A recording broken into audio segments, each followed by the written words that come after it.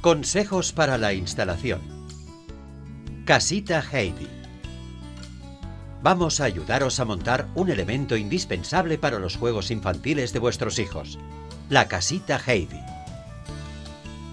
Materiales: panel frontal, panel de fondo, panel lateral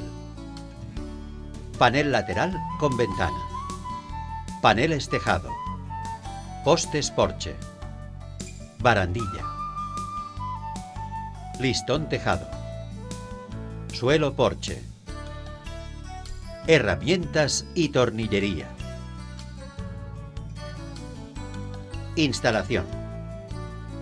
En primer lugar, colocáis sobre una superficie lisa las 4 piezas laterales que forman la casita. Levantáis y atornilláis hasta conseguir una perfecta estructura.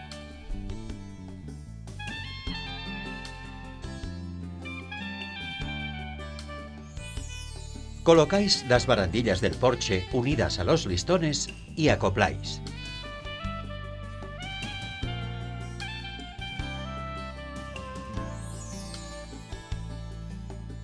Después toca el tejado. Unís los paneles del tejado al listón en forma de V. Los colocáis encima de la estructura exterior.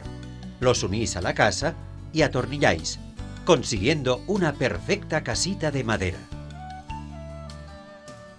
Con Nortene, los niños juegan en el jardín.